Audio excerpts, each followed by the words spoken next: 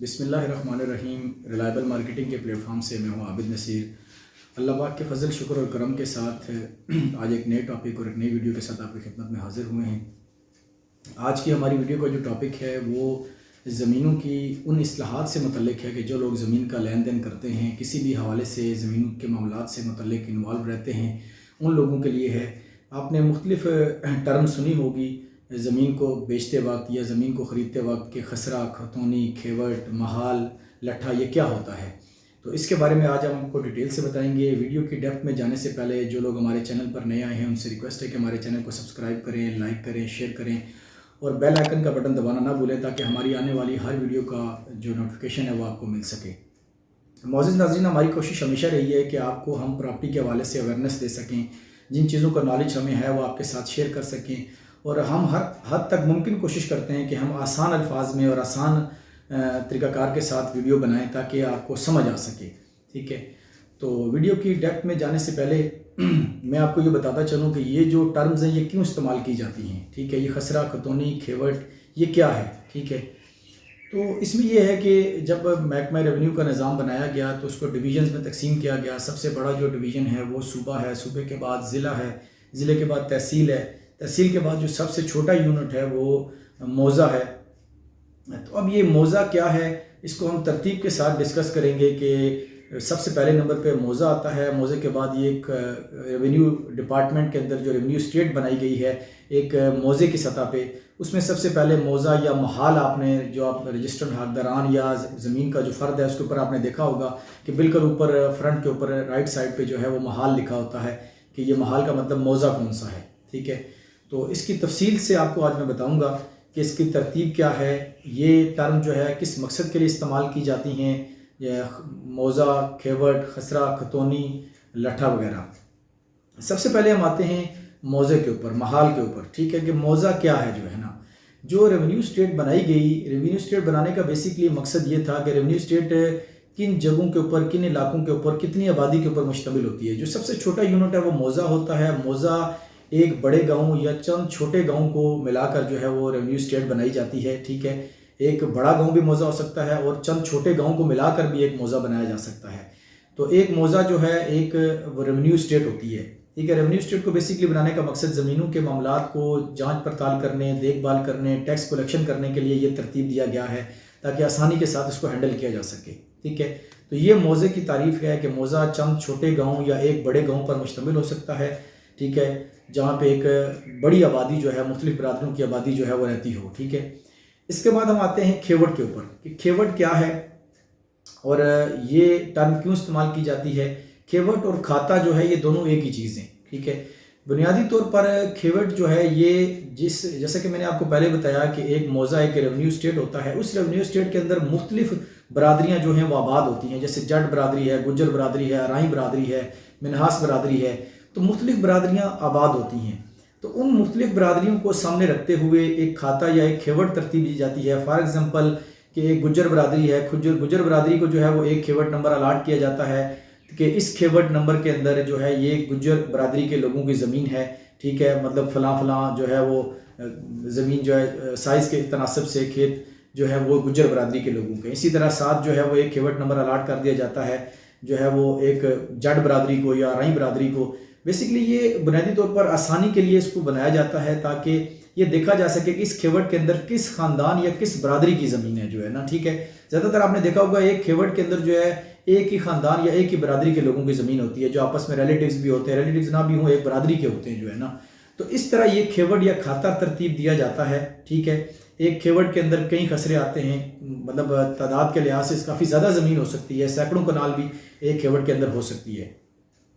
اب ہم آتے ہیں کھتونی کی طرف کہ کھتونی کیا ہے اور کھتونی کی ٹرم کیوں استعمال کی جاتی ہے فرد کے اندر، رجسٹرڈ حقداران کے اندر یا انتقال وغیرہ آپ لیتے ہیں تو آپ نے اس میں یہ پڑھا ہوگا کھتونی نمبر۔ کھتونی نمبر بیسکلی یہ اس لیے لگایا جاتا ہے کہ محکمہ ریونیو جو ہے وہ اپنی ٹیکس کلیکشن کے لیے یہ جانچ کرنے کے لیے کہ اس زمین کے اوپر یہ جو کھیت ہے یا یہ جو زمین ہے، چاہے اس کا سائز جتنا بھی ہے، اس کو کون کاشت کر رہا ہے۔ بعض اوقات آپ نے دیکھا ہوگا کہ ایک زمین جو ہے وہ فار ایگزامپل ہے کہ 10 کنال زمین ہے، 5 بھائیوں کی ہے، ٹھیک ہے، 2 کنال زمین ہے، تو 6 کنال جو ہے 3 بھائی وہ خود ہی کاشت کر رہے ہیں اور ان کی اپنی زمین ہے، اور باقی 4 کنال کسی نے ٹھیکے پہ دی ہوئی ہے، تو وہ دوسرا بندہ فصل کاشت کر رہا ہے۔ تو اس لحاظ سے ان کو 2 خطونی نمبر الاٹ کر دیے جائیں گے۔ ایک خطونی نمبر اس بندے کو جس کو زمین ٹھیکے پہ دی گئی ہے، ایک خطونی نمبر ان کو جو مطلب بھائی ہیں 3 بھائی 6 کنال زمین ان کے پاس ہے، وہ خود ہی کاشتکار ہیں، خود ہی مالک ہیں۔ تو اس لحاظ سے خطونی نمبر جو ہے وہ ترتیب دیے جاتے ہیں تاکہ ٹیکس کلیکشن کا نظام جو ہے اس کو آسان بنایا جا سکے کہ کون سا بندہ اس جگہ کے اوپر جو ہے اس کھیوٹ کے اندر فصلیں کاشت کر رہا ہے، کہ کیا وہ ٹھیکے کے اوپر ہیں یا وہ جو ہے مالک خود کاشت کر رہا ہے۔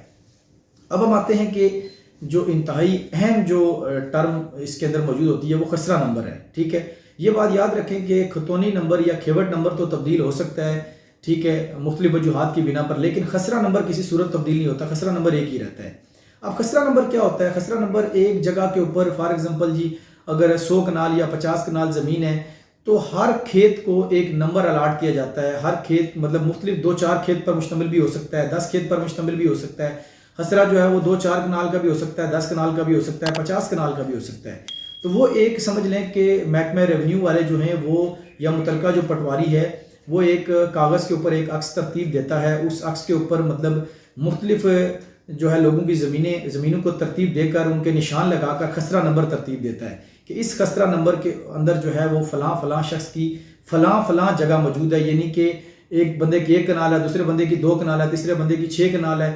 تو اس ترتیب کے تناسب سے خسرہ نمبر الاٹ کیے جاتے ہیں اور خسرہ نمبر کسی صورت تبدیل نہیں ہوتا، اور خسرہ نمبر کے ذریعے ہی آپ کو پتہ چلتا ہے کہ آپ نے جس جگہ پہ زمین لی ہے یہ فلاں زمین ہے اور پہلے یہ فلاں شخص کی تھی، ٹھیک ہے۔ تو اس تناسب سے جو ہے وہ خسرہ نمبر کو ترتیب دیا جاتا ہے، ٹھیک ہے۔ اب آگے چلتے ہیں ہم، تو آگے آتا ہے جی لٹھا۔